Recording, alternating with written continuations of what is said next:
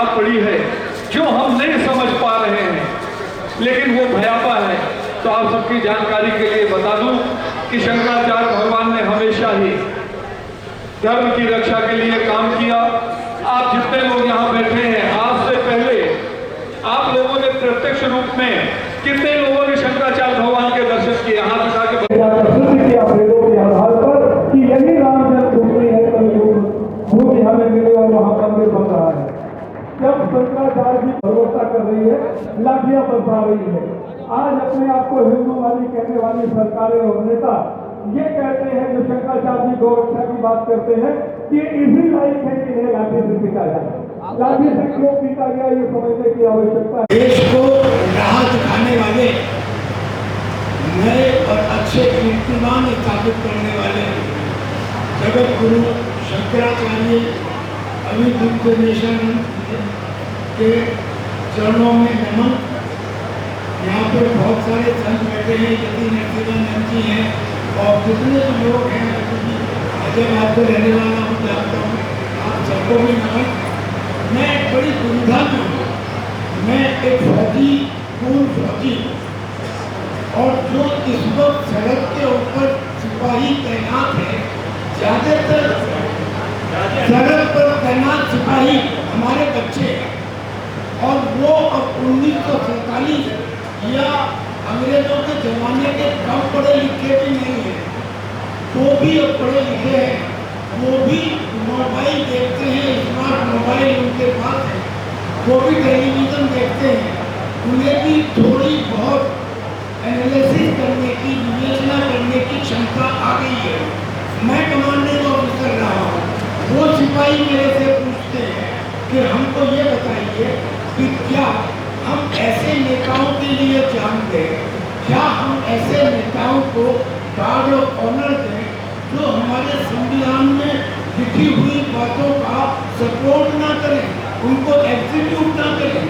जैसे गौ हत्या निषेध है, ये बात हमारे संविधान के डायरेक्टिव प्रिंसिपल सेक्शन 48 में लिखी हुई है, 80 साल हो गए।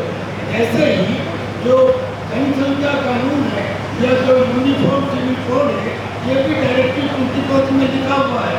12-12 साल सरकार एक ही पार्टी की चल गई, लेकिन अब तक ये नहीं हुआ।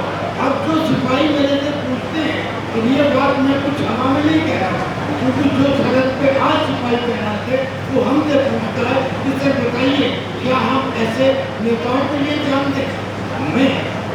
मैं ऐसे संत को जिनके बारे में कोई समानांतर हो ही नहीं सकता, भगवान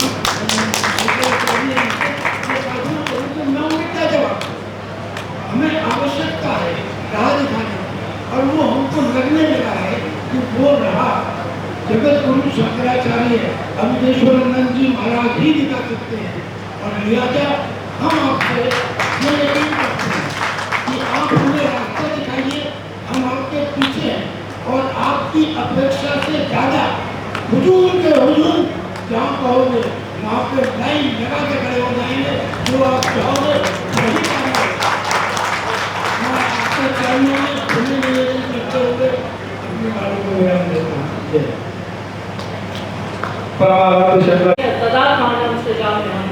परित्राणाय साधूनां विनाशाय दुष्कृतां धर्म संस्थापनार्थाय संभवामि युगे युगे। अगर मैं श्री शंकराचार्य चक्रवर्ती के उद्देश्य को केवल एक श्लोक में परिभाषित कर सकूं, तो यही वो श्लोक है कि जब जब धर्म की हानि होती है, तब तब भगवान स्वयं अवतार लेकर साधुओं का, सज्जनों का, संतों का और आम सामान्य जनमानस का संरक्षण करते हैं, उनकी रक्षा करते हैं और धर्म की रक्षा करते हैं। यही उद्देश्य श्री शंकराचार्य भगवान की चतुर्णी सेना का भी है। तन मन धन जन, ये 4 ऐसे प्रकल्प है, ऐसे अंग है जिनके बिना कोई भी कार्य, कोई भी संगठन, कोई भी आंदोलन नहीं चलाया जा सकता। तो शंकराचार्य भगवान की चतुर्णी भी इन 4 अंगों से मिलकर बनी है।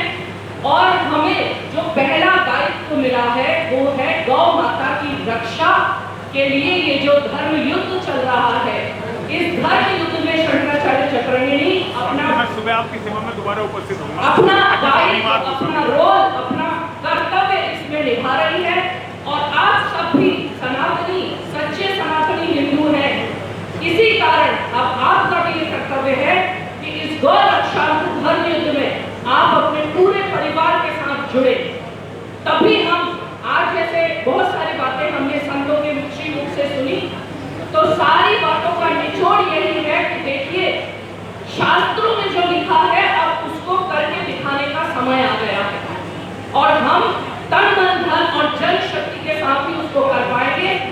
24 जुलाई को जब ये पूरी गविष्ठी यात्रा 403 विधानसभाओं में होती हुई लखनऊ में विराम लेगी, उस समय आप सबकी उपस्थिति वहां होनी चाहिए। ऐसा हम चाहेंगे, तभी हम ये मान पाएंगे कि आप सब सच में सच्चाई के साथ इस धर्म युद्ध में जुड़े हैं। एक नंबर आप लोग अपने मोबाइल में डायल कर दिए। उस नंबर को आप जैसे ही डायल करेंगे, आप एक व्हाट्सएप मैसेज के माध्यम से शंकराचार्य भगवान से डायरेक्ट जुड़ जाएंगे। आप जल्दी जल्दी अपने मोबाइल निकाल लीजिए माताएं बहनें, आप सब भी, क्योंकि ये सेना केवल पुरुषों की नहीं, इसमें सबका योगदान है। स्त्री पुरुष माताएं बहनें, हमारे बच्चे सब इसके अंग हैं, क्योंकि धर्म सबसे मिलकर बनता है हमारा समाज।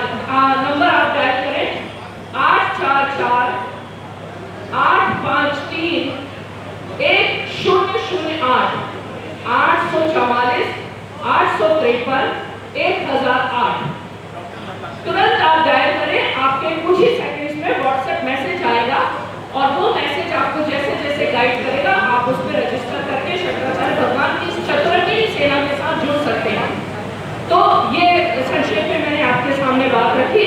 धर्म के लिए अगर कुछ कर दिखाना है तो वो यही समय है, न भूतो न भविष्यति। हमारे जीवन में इसके बाद कोई समय आएगा या नहीं आएगा, हमें उससे मतलब नहीं है। हमें केवल ये पता है कि सनातन धर्म के सर्वोच्च कमांडर इन चीफ धर्म गुरु और सनातन धर्म की सर्वोच्च अथॉरिटी ने हमें इस कार्य के लिए चुना है। यही हमारे लिए सबसे बड़ा सौभाग्य है। इसी बात के साथ मैं अपनी वाणी को विराम देती हूँ। हर हर महादेव, हर हर महादेव। आप सभी लोग थोड़ा अपना ध्यान मंच के तरफ करिए। भगवान शंकराचार्य जी विराजमान हैं। हम यहाँ काशी से चलकर आए हैं। भगवान शंकराचार्य के बारे में पता चला कि आप ये गाजियाबाद में पधारे हैं, इसलिए दिल्ली में मैं था तो यहाँ चला आया।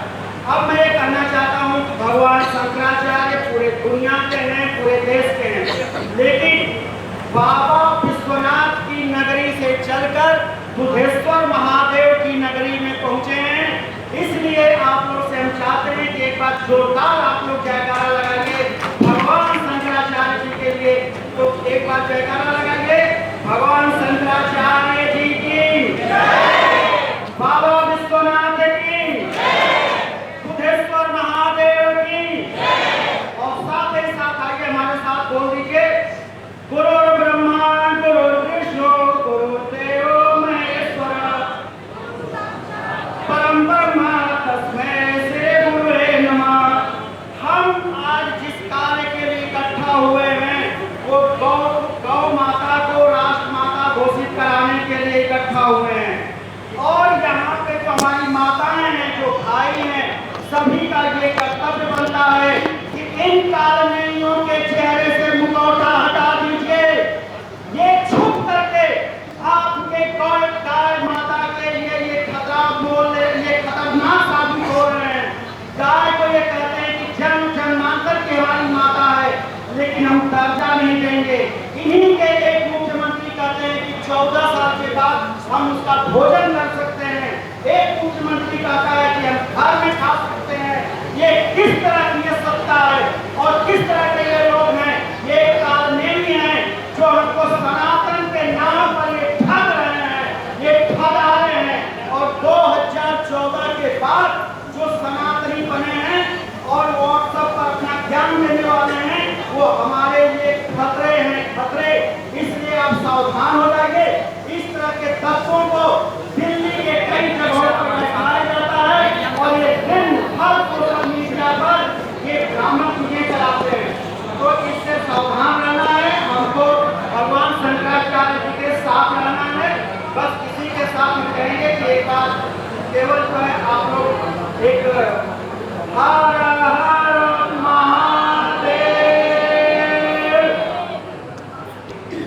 परम आराध्य पर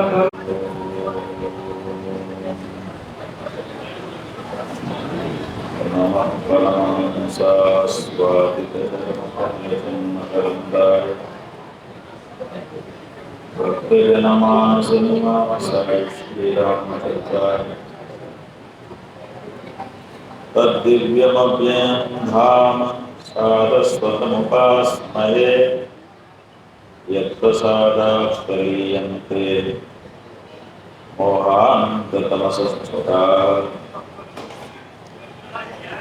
नमो गोभ्यः श्रीमतीभ्यः सौरभेभ्य एव च नमो ब्रह्मसुताभ्यश्च पवित्राभ्यो नमो नमः। श्रीराम जय राम जय जय राम श्रीराम जय राम जय जय राम गोविंद जय जय गोपाल जय जय गोविंद जय जय गोपाल जय जय धर्म की अधर्म का प्राणियों में विश्व का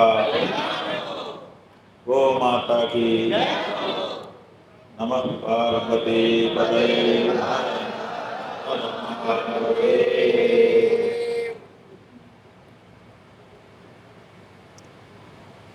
गाजियाबाद विधानसभा क्षेत्र के सम्मानित निवासियों, मातृशक्ति गौ माता ने ये मौका अपने को दिया, उनके प्राण उनकी प्रतिष्ठा की रक्षा के लिए हम लोग गरिष्ठ यात्रा लेकर के वहां चले होते और विधानसभा बनते हुए गाजियाबाद वहां आए होते, कहाँ अपने के लिए मौका मिलता। इसलिए गौ माता का ही आशीर्वाद।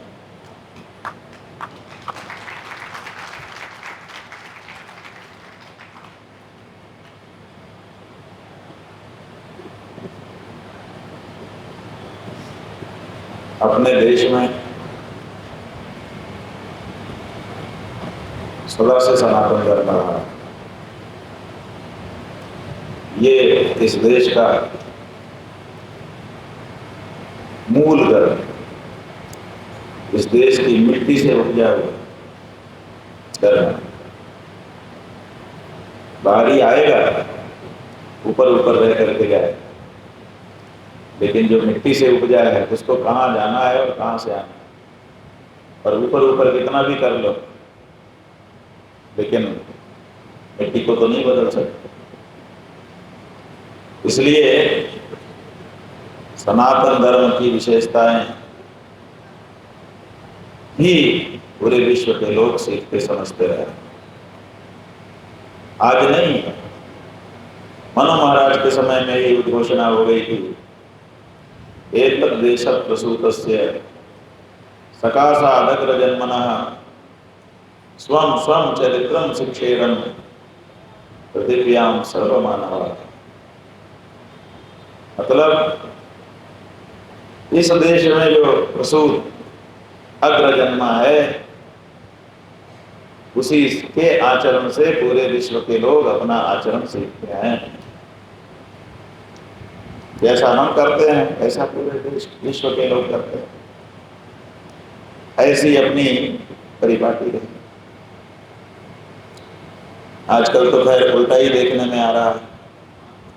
जब अपने को कुछ करना होता है तो अपने देश के प्रधानमंत्री जी, अपने देश के मुख्यमंत्री जी, हर नगर निगम का मेयर कमेटी बनाता है कि अपने को ये काम करना है, जरा अमुक देश में चले जाओ, वहां देख के आओ, जैसा वहां बना वैसा बनाना। अब हर चीज वहां देख के बन रही है।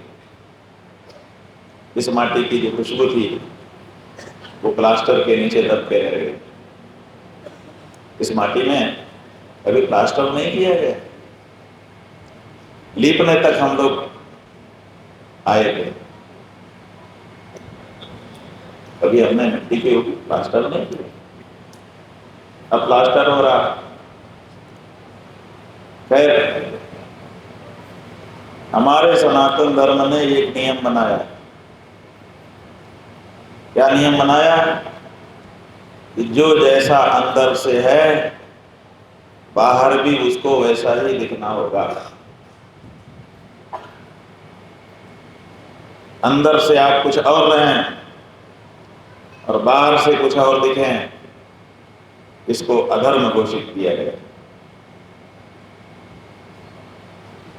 परिभाषा बना दी सनातन धर्म ने कि जिसके मन, वाणी और कर्म एक सीध में होंगे, एक जैसे होंगे, उसको तो हम महात्मा कहेंगे। और जिसका मन कुछ और होगा, वाणी कुछ और बोलेगी, जब करेगा तो कुछ और ही करेगा, उसको हम दुरात्मा बोलेंगे, दुष्टात्मा बोलेंगे। कर्मण्येकम मनस्येकम वचस्येकम महात्मनाम मनस्यन्यत वचस्यन्यत कर्मण्यत अन्यत दुरात्मना। महात्मा और दुरात्मा की पहचान बताई आपके सत्य सनातन धर्म ने। महात्मा कौन? जिसका मन, वाणी और कर्म एक जैसे हो। और दुरात्मा, दुष्टात्मा कौन? जिसके वेद आ जाते। और इसी सिद्धांत को आगे व्यवहार में लाया गया। क्या व्यवहार किया गया? कि जो जैसा अंदर से होगा वैसा ही बाहर से अपने आप को दिखाएगा। इसलिए जो अंदर से विरागी होगा वो विरक्त जैसा कपड़ा पहनेगा, ताकि लोगों को पता चल जाए कि ये अंदर से ऐसा है। जो रागी होगा वो बाहर वैसा कपड़ा पहनेगा कि पता चल जाए कि ये रागी है। ये ड्रेस ऐसे थोड़े बनी हुई है। ऐसा नहीं है कि आप जो चाहे पहन ले, फैशन नहीं है ये। सनातन धर्म में वस्त्र धारण फैशन का अंग नहीं है। सनातन धर्म में वस्त्र धारण हमारा एक धर्मानुष्ठान है। इसलिए जब हम वस्त्र धारण करते हैं तो हमारे ऊपर ये जिम्मेदारी आ जाती है कि हमने जैसा वस्त्र धारण किया है वैसा ही हमारा आचरण भी होना चाहिए। हमारी सोच भी, हमारा बोलना भी और हमारा आचरण भी वैसा ही होना चाहिए। इसलिए सबके वेश तय किए गए, ये ऐसा पहनेंगे, ऐसा पहनेंगे, ऐसा पहनेंगे, ऐसा। अब पूरे विश्व ने इसको अपनाया। सेना के लोगों का एक ड्रेस पूरे विश्व में है, पुलिस के लोगों का एक ड्रेस पूरे देश में है, और इसी तरह से अलग अलग काम के लिए अलग अलग ड्रेस बनी हुई है, ताकि देखते ही आप समझ जाएं कि ये है। तिलक छाप आदि भी उसी का अंग है। महादेव का तिलक देख करके पता चल जाता है कि ये हमारे सनातन धर्म की किस शाखा पर टहलने वाला पंछी है। ऐसा नहीं है कि आज इस शाखा पे, कल उस शाखा पे, परसों उस शाखा, खुदक खुदक के नहीं होता। आपको किसी एक शाखा पे अपना घोंसला रखना पड़ेगा और उसी शाखा के आधार पर अपनी पहचान स्थापित करना। ये हमारा सनातन। मनमाने ढंग से वेश धारण कर लेना और उसका लाभ उठाना अनुचित है, गलत है। हम ये बात क्यों बता रहे हैं? हम ये बात इसलिए बता रहे हैं कि आप लोग इस बारे में बहुत शिथिल हो गए हो। गलत लोग भी सही लोगों की वेशभूषा धारण करके आ जा रहे हैं और आप उसमें कुछ नहीं बोल रहे हो। इससे गलतफहमी फैल रही है। इसलिए जरूरी है कि अगर तुम अंदर से ऐसे नहीं हो तो बाहर से भी खबरदार। और अगर तुमने पहन लिया है तो खींच लेंगे हम।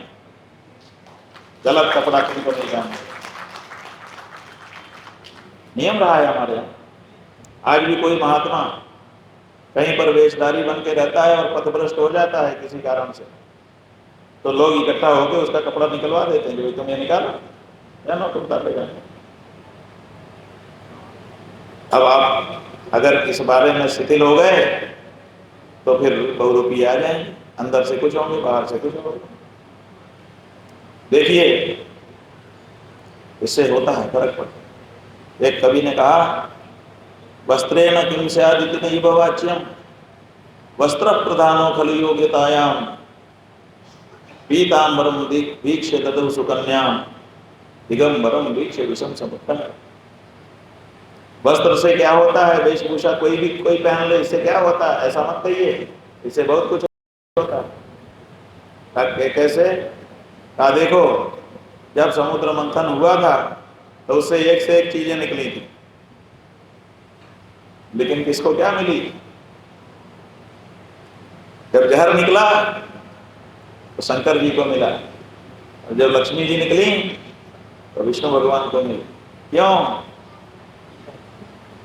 कभी कहता है कि इसलिए कि शंकर जी नंगे दड़ंगे पहुंच गए थे, उन्होंने सोचा वेशभूषा से क्या फर्क पड़ता है, और विष्णु भगवान पीतांबर धारण करके गए थे, इसलिए वेशभूषा के अनुसार प्राप्तियां हो गई। वेशभूषा से प्राप्ति होती है, इसलिए वेशभूषा को कोई भी कैसे भी धारण नहीं कर सकता। भगवान श्री रामचंद्र सायंकाल पिता ने बुलाया, बेटा कल सवेरे जरा जल्दी तैयार हो जाना। रामचंद्र जी ने पूछा, पिताजी क्या बात है?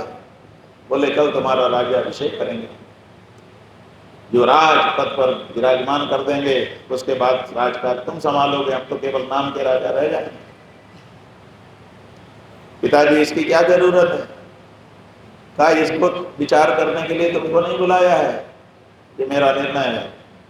भगवान श्री राम ने सिर झुका दिया, जैसा आपका निर्णय, हम समय से तैयार हो जाएंगे। भगवान श्री राम जाके सो गए, और अभी सवेरा नहीं हुआ और खबर आ गई कि कुछ गड़बड़ है। कोप भवन में कैकेयी माता और पिताजी हैं। भगवान श्री राम ने सुना, कोप भवन में पहुंच गए, और वहां जाने के बाद देखा कि पिताजी तो मूर्छित पड़े हैं, माता जरूर गर्म सांस छोड़ती हुई बैठी हुई है। जैसे ही राम को देखा, राम जी ने पूछा क्या हुआ माँ? क्या हुआ पूछते हो? मैंने इनसे वरदान मांगा, इन्होंने पहले खुद कहा था कि जो चाहिए जब चाहिए मांग लेना, मैंने मांग लिया, अब इसमें मूर्छित होने की क्या बात? माँ तूने क्या मांगा? कहा कि मैंने मांग लिया भरत को राजा बनाया जाए। राम जी ने कहा ये तो बहुत अच्छी बात है, इससे बढ़िया क्या बात होगी? इसके लिए हमारे पिताजी क्यों मूर्छित हो रहे हैं? उसने कहा दूसरा भी मैंने मांगा है। कहा क्या मांगा? कहा 14 वर्ष तपस्वी के देश में आपको बन जाना पड़ेगा। भगवान श्री राम ने कहा मां, इसके लिए तूने पिताजी को क्यों कष्ट दे दिया? तू ही मुझे बुला करके कह देती कि राम 14 साल के लिए तपस्वी वेश धारण करके बन चले जाओ, तो वहां मैं चला जाता।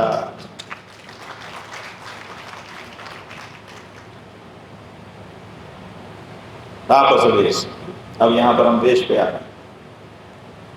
तापस वेश विशेष उदासी 14 वर्ष राम वनवासी। ये वरदान मांग रही है कैकेयी माता तपस्वी के वेश में। ये बात हमको इसलिए याद आई कि ये जो महाराज, इन्होंने जोश जोश में बात कही, लेकिन बड़ी मर्म की बात कही, आंसू निकल रहे थे हम लोग।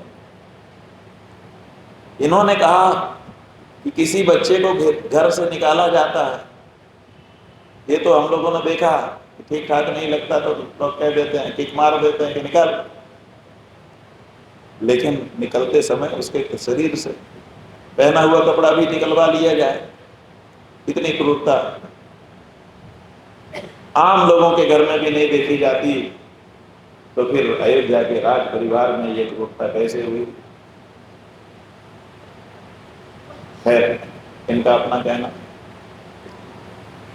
बंधुओं, आपको हम बताना चाहेंगे, वाल्मीकि रामायण में उल्लेख है कि राम जी ने कहा कि ठीक है अब अपने को चलना है।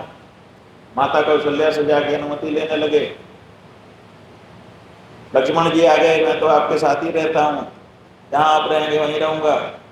सीता जी आ गई, मैं आपके बिना कैसे रहूंगी, मैं भी साथ चलूंगी। खैर सब चलने लगे तो भगवान श्री राम के सामने कैकेयी माता ने तो तपस्वी का वेश भिजवाया, बलकल वस्त्र, जो पेड़ की छाल से बने हुए वस्त्र थे वो भिजवाया। इसको पहन के जाओ, राजा वाले कपड़े उतार के जाओ। भगवान श्री राम ने स्वीकार किया। मां जैसा तेरा आदेश। राजा के कपड़े उतार दिए और तपस्वी का वेश धारण करने लगे। लेकिन देखिए राम में और दूसरों में कितना अंतर। यही राम के चरित्र का पता चलता है। राम जी ने राजा के कपड़े उतार दिए, बलकल वस्त्र हाथ में लेके जैसे ही लपेटने लगे वैसे ही मना हो गया। ना ना ना, ये नहीं कर सकता मैं, तपस्वी वेश धारण नहीं कर सकता। लक्ष्मण जी बोले भैया क्या हुआ, ये तो धारण करना है। बोले ना, कर नहीं सकता। और क्यों नहीं कर सकते? क्या इसलिए नहीं कर सकता कि तपस्वी का वेश तो वो धारण करता है जो अकिंचन हो, जिसके पास कुछ है संपत्ति, बिना संपत्ति का त्याग किए तपस्वी का वेश धारण नहीं किया जा सकता। इसलिए मेरी मालिकी का अभी तो बहुत कुछ है, ठीक है राज्य मेरा नहीं है, लेकिन बहुत कुछ हमारे पास है जो उपहार में हमको मिला है। इसलिए अभी तो मैं बहुत सारी संपत्ति का मालिक हूँ, इसलिए इसको अलग रखो, पहले मैं अपनी संपत्ति लुटाऊंगा, दान करूंगा। जब मेरे पास कुछ नहीं बचेगा तब मैं इस वेश को धारण करने का अधिकारी बनूंगा। उसके पहले सन्यासी नहीं बन रहे थे, केवल 14 वर्ष के लिए धारण करना था, लेकिन वस्त्र की मर्यादा का ध्यान भगवान श्री राम ने रखा और सब कुछ दे दिए। जो सोना था, जो चांदी थी, जो हीरे थे, जवाहरात थे, जो कुछ भी बचपन से लेके आज तक उनको मिला था, क्या क्या नहीं मिला होगा, सब दान कर दिया। यहाँ तक कि जो पलंग जिस पे सोते थे, जो गद्दा, जो तकिया, वो भी दे दिया। अब कुछ मेरे पास नहीं रहना चाहिए। और इस तरह से जब उनको लगा कि अब सब कुछ खत्म हो गया, तब उन्होंने कहा लक्ष्मण अब लाओ, अब मैं इसको धारण करने का अधिकारी बनता हूँ।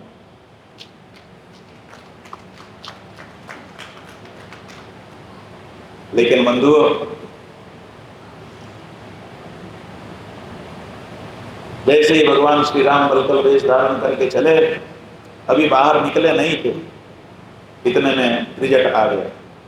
एक ब्राह्मण, जैसे भागवत जी में सुदामा जी की कथा है, ऐसे रामायण में त्रिजट ब्राह्मण की कथा है। बड़ा गरीब था, पत्नी कहती थी कुछ मांग लो, कुछ मांग लो, कहीं से कुछ ले आओ, गरीबी मिटे। मांगने जाता नहीं था, बड़ा स्वाभिमानी था। जब पत्नी ने सुना कि राम जी बन जाने वाले हैं और अपना सब कुछ दान कर रहे हैं, तो आई आकर के वो संध्या करके प्राणायाम कर रहे, सवेरे उठ जोड़ने लगी, प्राणायाम बाद में कर लेना, राम जी दान कर रहे हैं, जाके खड़े भर हो जाओ, इससे ज्यादा कुछ नहीं करना है। अब थोड़े कह रहे हैं कि हाथ फैला, वो दे देंगे। उन्होंने कहा प्राणायाम संध्या तर्पण तो कर लेने दे, गायत्री जब तो कर लेने दे। बोले तब तक सब मामला आगे बढ़ जाएगा, सूर्योदय के पहले उनको निकल जाना है, इसलिए विलंब मत करो, तुरंत जाओ। उठा के हाथ खड़ा कर दिया। क्या करते बेचारे त्रिजट लाठी लेके पहुंच गए। राम जी दरवाजे से निकलने वाले थे और उसी समय त्रिजट पहुंच गए। त्रिजट ने कहा महाराज हम भी अभ्यर्थी हैं, सुना है कि आप दान कर रहे हैं। राम जी को बड़ा संकोच हो गया। राम जी कहने लगे लक्ष्मण अब मैं क्या करूं, मैंने तो सब कुछ दे दिया, अब तो मैं अकिंचन हो गया और ब्राह्मण मेरे सामने खड़ा है। लक्ष्मण जी ने कहा भैया आपने जो संपत्ति थी सब दे दी, बिल्कुल सही है, लेकिन अभी आपके पास गायें हैं, वो महल में नहीं थी इसलिए आपको ध्यान नहीं आया।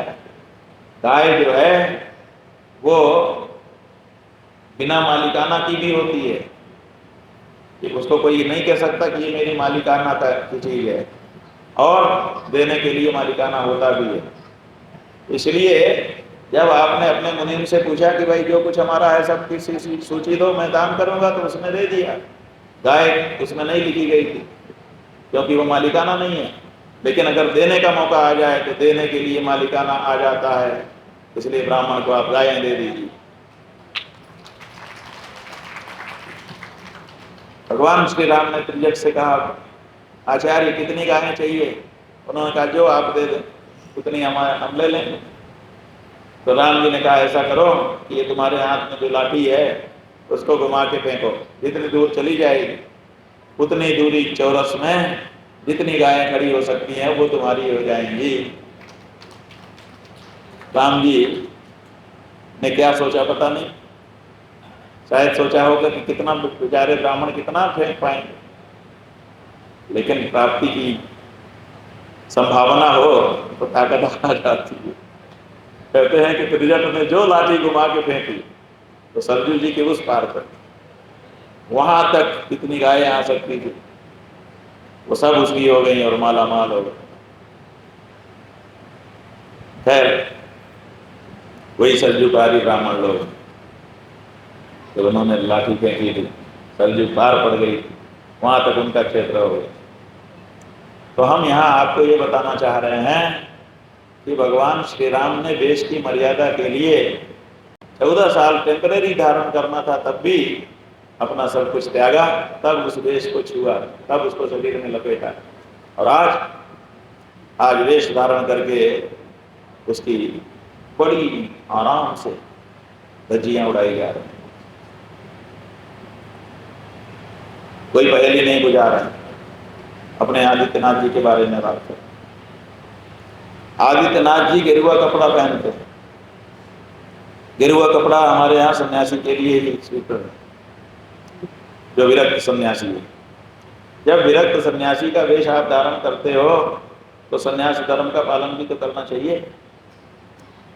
सन्यास धर्म का पालन क्या है? सन्यास धर्म का पालन यह है कि संसार छोड़ चुका व्यक्ति ही सन्यासी होता है।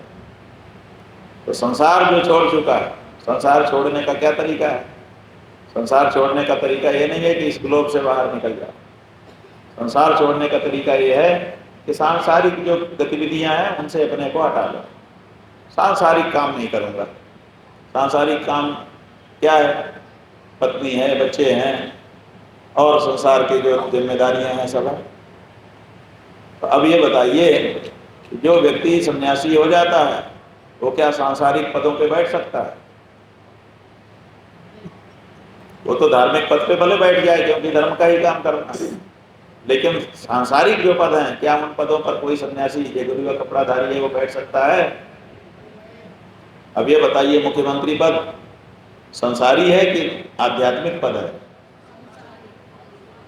कोई शंका है किसी को? मुख्यमंत्री का पद संसार का पद है, यह अध्यात्म का पद नहीं है। तो एक जो व्यक्ति जो संसार छोड़ चुका है वो कैसे इस पद पर बैठ सकता है? लेकिन बैठा है। और धर्म के जितने भी धुरंधर हैं सब मौन है। मौन ही नहीं है, अभिनंदन कर रहे हैं, शॉल उड़ा रहे हैं जा जा करके कि आपका अभिनंदन है कि आप इस बात की राजी। अरे जिस संसार को तुमने छोड़ दिया उसको फिर से स्वीकार करना थूक के चाटने के बराबर है कि नहीं? जो व्यक्ति थूक के चाट रहा है आप उसका अभिनंदन कर रहे हैं, कैसे हो सकता? लेकिन ये हो रहा है। देश का कोई धर्माचार्य धर्मशास्त्र के अनुसार इस पे सवाल नहीं उठा रहा। इतना ही नहीं, आप मुख्यमंत्री पद पर बैठ गए, सन्यासी के रूप में आपका कर्तव्य होता है कि आप अहिंसा व्रत को धारण करें। सन्यासी हिंसक नहीं होता। सन्यासी व्यक्ति तभी बन सकता है जब वो हिंसा का परित्याग कर दे। समस्त सर्वेषु भूतेषु, सब प्राणियों में परमात्मा को देखने लग जाए, किसी का अपकर्ष न करे। ऐसा व्यक्ति सन्यासी होता है। और मुख्यमंत्री तो लाइसेंस दे रहा है स्लॉटर हाउस को, ज्यादा से ज्यादा काटो, ज्यादा से ज्यादा आधुनिक करो अपने स्लॉटर हाउस को, ज्यादा से ज्यादा मांस उत्पन्न करो ताकि हम ज्यादा से ज्यादा बेच करके ज्यादा से ज्यादा माला माल हो जाए। क्या कोई सन्यासी पशुओं को काटने की अनुमति दे सकता है? दे रहा है। लेकिन कोई हिंदू बोलने को तैयार नहीं, कोई धर्माचार्य इस पर आवाज उठाने को तैयार नहीं। इतना ही नहीं, धर्म का चोला पहनने वाला धर्म के लिए आजीवन समर्पित होता है। ये जो गेरुआ कपड़ा है ना, ये ऐसा ड्रेस है जो रात को भी हमारे शरीर से नहीं उतरता। पुलिस वाले और सेना वाले पार्ट टाइम धारण करते हैं। ये अमुक घंटे तक इनके ड्रेस रहेगा, उसके बाद उतार के अलग कर देंगे, फिर सादा ड्रेस पहन के सादा आदमी हो जाएंगे। लेकिन सन्यासी तो एक बार पहनता है, उसके बाद जीवन में कभी भी उसके शरीर से वेश नहीं उतरता है, चाहे दिन हो चाहे रात हो चाहे कोई परिस्थिति। इसका मतलब ये चमड़ी हो चुका है, अब ये ड्रेस नहीं है। इस तरह से इसको अंगीकार किया गया। ऐसा वेश पहन करके आपको होना चाहिए क्या? धर्म की शपथ वाला होना चाहिए। अब धर्म की शपथ इसने ले ली है, क्या वो धर्मनिरपेक्षता की शपथ को निभा सकता है? एक साथ दोनों शपथ चल सकती है? मुख्यमंत्री पद पर धर्मनिरपेक्षता की शपथ, महंती के पद पे, सन्यासी के पद पे धर्म की शपथ, दोनों निभाई जा रही है। और आप लोग बड़े आराम से देख रहे हो, कितना बढ़िया हो रहा है। ये धोखा है, ये हो नहीं सकता, असंभव है, लेकिन हो रहा है। और उस पर भी तुर्रा ये है कि देश का मुसलमान भी खड़ा हो गया कि कर लो गाय को राष्ट्रमाता घोषित, हम मंजूर करते हैं, लेकिन इनके मुंह से माता शब्द नहीं निकल पा रहा कि हम राज्य माता घोषित करें। बड़ी मुश्किल से मंच पे आए भी तो कहते हैं कि हाँ माता तो है, लेकिन घोषणा की क्या जरूरत है? माता बेटे के संबंध में घोषणा की क्या जरूरत है? अरे भाई, माता बेटे का संबंध घोषित नहीं होगा तो पता कैसे चलेगा कि कौन माता है कौन बेटा है? और माता भी बेटा को बेटा मान रही है कि नहीं, और बेटा भी माँ को माँ मान रहा है कि नहीं, कैसे पता चलेगा? बिना घोषणा के पता चलेगा। लेकिन कहते हैं घोषणा की जरूरत है। आप लोगों का क्या मत है? आप लोगों का क्या मत है? घोषणा होनी चाहिए कि नहीं होनी चाहिए? होनी चाहिए। तो चलो अपने घर से शुरुआत करते हैं, खुद से शुरुआत करते हैं। दोनों हाथ उठा लीजिए। अरे तगड़े से उठाइए, मौका मिला है पहली बार जीवन में एक अच्छी घोषणा करने का। बोलिए मैं। अपना अपना नाम बोल दीजिए। आज बड़ी खुशी से, बड़े उत्साह से, बड़े उल्लास से, सहर्ष घोषणा करता हूँ कि गाय मेरी माता है, पशु नहीं है। जो लोग, जो संस्थाएं, जो सरकारें हमारी गौ माता को पशु कहकर संबोधित कर रही हैं या व्यवहार कर रही हैं, उन सब के प्रति मेरी निंदा को मैं सार्वजनिक करता हूँ। मैं एक संकल्प लेता हूँ कि आने वाले चुनाव में गौ माता की रक्षा के लिए मतदान करूंगा। लो शंकराचार्य भगवान की। अरे हमने तो बिना बताए आपसे कहलवा लिया, कहीं उल्टा तो गलत तो नहीं कहलवा लिया? सब लोगों ने अपने मन से कहा ना? हाँ तब ठीक है। अगर मन से ना कहा हो तो रिवर्स करवा लो, हम करने को तैयार।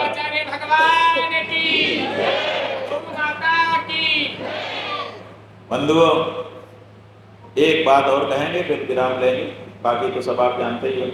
वो ये है कि गाय को देखने की दृष्टि अलग अलग है। जब विधर्मी, विदेशी गाय को देखता है तो देखता है कि इसमें कितना मांस है, कितने लोगों को खाने लायक हो जाएगा, हिल डौल देखता है। ये भी एक दृष्टि है। आपने कभी इस दृष्टि से नहीं देखा होगा। गाय को देख के कभी ये ध्यान नहीं आया होगा कि इसमें कितना मांस है।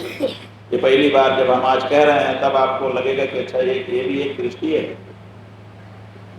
दूसरी दृष्टि ये है कि जब हम गाय को देखते हैं तो उसका थन देखते हैं कि दूध कितना है इसमें, है कि नहीं? ऐसे कुछ लोग देखते हैं कि नहीं? जो लोग जानते हैं वो थन देख कर अंदाजा लगा लेते हैं, और जो नहीं जानते वो गाय वाले से पूछते हैं कितना देती है, उसी आधार पर न्यौछावर करते हैं कि इतना हम दे पाएंगे इसके। माने उनकी दृष्टि में गाय दूध देने की मशीन है, ये भी एक दृष्टि है। लेकिन ये दोनों की दोनों दृष्टियां हमारी सनातन की नहीं है। सनातन धर्म ने जब गाय को देखा तो कभी मांस है ये नहीं देखा। सनातन धर्म ने जब गाय को देखा तो कभी दूध के रूप में नहीं देखा। सनातन धर्म के लोगों ने जब गाय को देखा तो उनकी आंख में उनकी माँ दिखाई दी कि मेरी माँ है, अगर इसकी सेवा करूंगा और ये प्रसन्न हो जाएगी तो मेरी हर मनोकामना को पूरा करेगी अपने आशीर्वाद। ये गाय के माँ के रूप में प्राप्त करते थे। लेकिन बंधुओं, ये जो हमारी ऊंची दृष्टि थी आजकल थोड़ी मोतियाबिंद जैसा हो गया, कमजोर हो गई। अब हमारे यहाँ भी 60 से ज्यादा प्रतिशत के लोग जब तक गाय दूध देती है तब तक सानी पानी देते हैं और उसके बाद कहते हैं माँ अब अपने ढंग से देख लो, अब आपको तुम्हारी जरूरत नहीं है। तो ये जो प्रवृत्ति हमारे अंदर आ रही है, कहीं ना कहीं ये हमारी मूल जो प्रकृति है उसको बाधित कर रही। इसलिए हम ये चाहते हैं कि एक गौधाम हर विधानसभा क्षेत्र में शुरू किया जाए, जिसमें गाय मांस देने के लिए नहीं, गाय दूध देने के लिए नहीं, बल्कि आशीर्वाद देने के लिए सेवा पाए। उसका यही काम हो कि वो हमारी सेवा पाएगी और खुश होकर के रोम रोम से आशीर्वाद देगी। सही है? क्योंकि हिंदू जाति को गौ माता के आशीर्वाद की इस समय बड़ी जरूरत है। गौ माता ने हम सबको आशीर्वाद दिया। अभी हरिओम पांडे जी राजा दिलीप की कहानी कह रहे थे। राजा दिलीप से जब प्रसन्न हुई गौ माता तो यही तो बोली, न केवला नाम पैसाम प्रसूतिम अवे हिमाम काम दुधाम प्रसन्नाम। उसने यही कहा कि मुझे केवल दूध देने वाली मत जानो, अगर मैं प्रसन्न हो जाऊं हर कामना की पूर्ति कर सकती हूँ। बंधुओं, जो गाय दूध देती है, क्या कुछ बोलना है? जो गाय दूध देती है उसको संस्कृत भाषा में धेनु कहा जाता है। माने दूध कैसे देती है? जब उसकी छीमी को पकड़ के दबाओ तब, और बिना उसकी छीमी को पकड़े के दबाए, थन को बिना पकड़ के दबाए, अगर उसके मन में प्रेम ज्यादा होता है तो अपने आप उसके दूध निकलने लगता है। उस गाय को धेनु नहीं, उसको कामधेनु कहा जाता है। जब उसके हृदय में प्रेम बढ़ता है तो अपने आप दूध निकलने लगता है।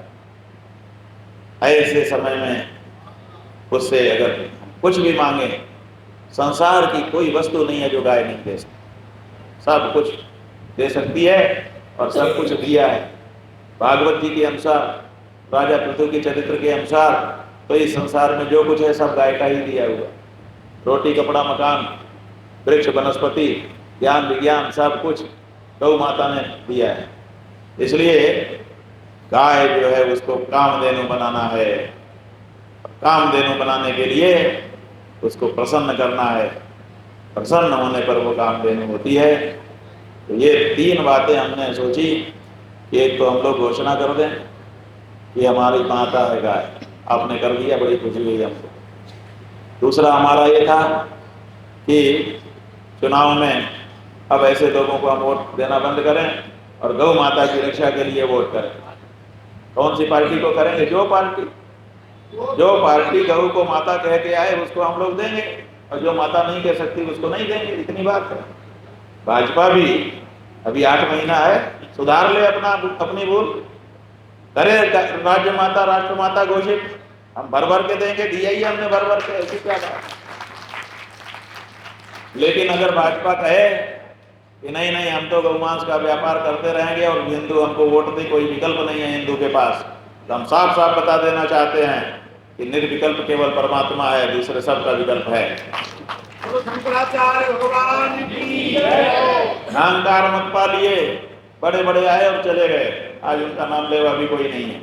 आज आपको लग रहा है कि आप बहुत बड़ी सत्ता पे काबिज हो, लेकिन जिस समय हटोगे ना उस समय लोग तुमको पूछने भी नहीं आएंगे, लाइन लाइट वालों।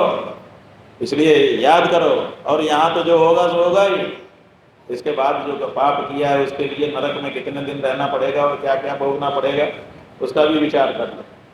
तो इसलिए हमारा किसी पार्टी से ना तो कोई द्वेष है और ना तो कोई समर्थन है। हम बिल्कुल निष्क्रिय होकर के गौ माता के पक्ष में खड़े होकर आप लोगों से संवाद कर रहे हैं। हमारा एक ही उद्देश्य है कि गौ माता की हत्या का पाप जाने अनजाने किसी भी हिंदू के माथे नहीं रहना चाहिए। अगर वो मतदान करता रहेगा ऐसी पार्टियों को जो सत्ता में आने के बाद इस मामले को होने दे रही हैं, तो निश्चित रूप से उसको भी कहीं ना कहीं पाप लगेगा। तो अपनी जनता को आपसे बचाना एक धर्माचार्य का, एक गुरु का उद्देश्य होना चाहिए। उस उद्देश्य की पूर्ति के लिए हम चले हैं। और जो गड़बड़ी कर रहा है उससे हमको कुछ लेना देना तो है नहीं, इसीलिए हम लाग लपेट के बिना उसको ललकार रहे हैं। और हमने वोट दिया है जी, तब तुम सत्ता में बैठे हो, क्या हमको प्रश्न पूछने का अधिकार नहीं है? इसलिए मतदाता ये ना सोचे कि ये हमारे अन्नदाता है, हमने उनको देने की ताकत दे रखी है। इसलिए मुनीम जो है वो बड़ा नहीं होता, मालिक बड़ा होता है। ये हमारे मुनीम है, इनको हमने ताकत दी है कि यहाँ बैठ के जरा ये सब करो, तब ये कर रहे हैं।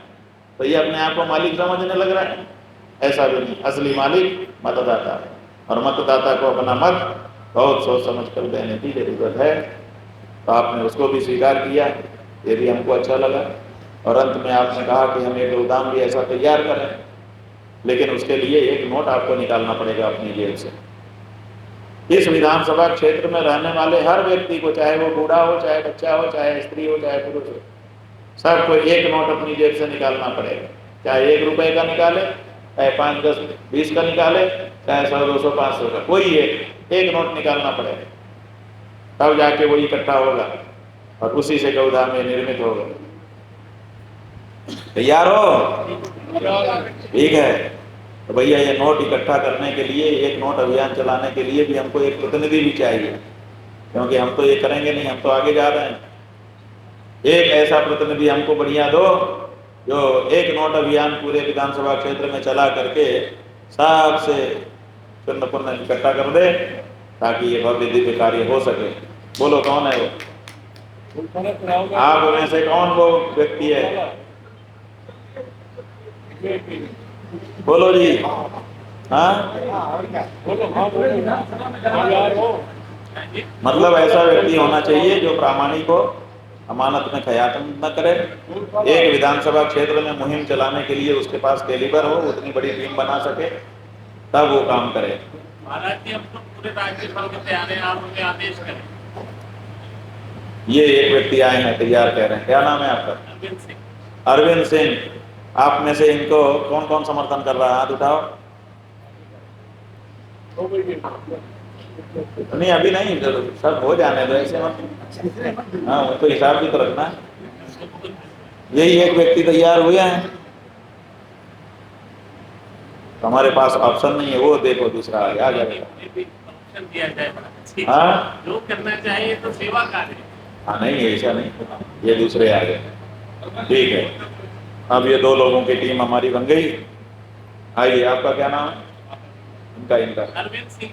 अरविंद सिंह को गाजियाबाद विधानसभा क्षेत्र में एक नोट अभियान चलाने और भव्य दिव्य गोधाम बना करके जन जन को गौ माता का आशीर्वाद प्राप्त कराने के लिए हम अपना प्रतिनिधि नियुक्त कर रहे हैं। माला कहना दीजिए।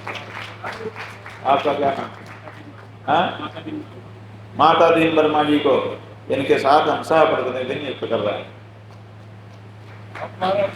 बाकी अब दोनों लोग मिल करके अपनी टीम बना लो। महेश आहूजा जी तो यहाँ आई हैं, अरविंद जी यही हैं, और भी बड़े बड़े लोग हैं। ये तो गाजियाबाद तो बहुत बड़ी विधानसभा है। हाँ, इनको भी कर दो। आओ भाई, ये पहना हो।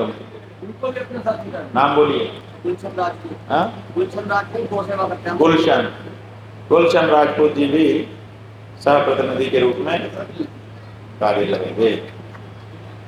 आप अब किसी का अगर कोई सवाल हो तो हमसे पूछ लो। जनपद में 5 विधानसभा है, ये तो पांचों विधानसभा की जिम्मेदारी सबको दी जाएगी, तो जिम्मेदारी अच्छी नहीं होगा। 5 विधानसभा नहीं, 1 विधानसभा की बात है, ये तो गाजियाबाद विधानसभा है। 5 में हम जा रहे हैं, जहाँ जाएंगे वहाँ नया तय करेंगे।